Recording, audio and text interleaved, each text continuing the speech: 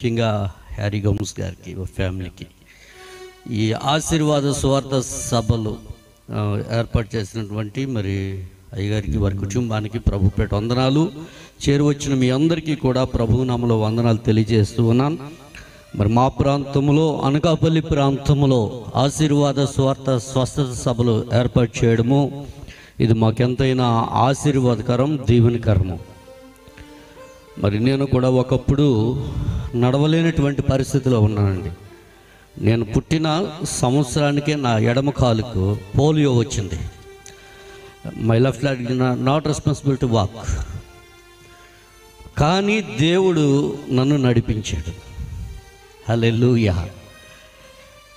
ఎంతోమంది డాక్టర్ల దగ్గరికి మా అమ్మగారు నాన్నగారు వాళ్ళు తిప్పారు. ఏ వైద్యం పని చేయలేదు, ఏ డాక్టర్ బాగు చేయలేకపోయారు. కానీ దేవుడు నన్ను బాగు చేశాడు. ఏ ఆపరేషన్ చేయలేదు, నా కాలుకి ఏ సర్జరీ కూడా చేయలేదు, ఏమీ కూడా చేయలేదు.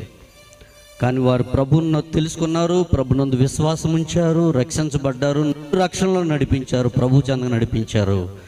తద్వారా ప్రభు నన్ను నడిపించడం. ఈరోజు ఎంత దూరమైన ప్రభు పరిచర్య కొరకు నేను నడవగలను, సేవ చేయగలను, వెళ్ళగలను. అటు కృప ప్రభు భాగ్యం ఇచ్చారు. మరి నా జీవితంలో చేసిన కార్యాలు మీ జీవితాల్లో జరగాలంటే ఖచ్చితంగా ప్రభువైన యేసుక్రీస్తునందు విశ్వాసం ఉంచండి. ఆయన చెప్పారు, నేను ఈ లోకానికి వస్తానని వచ్చారు.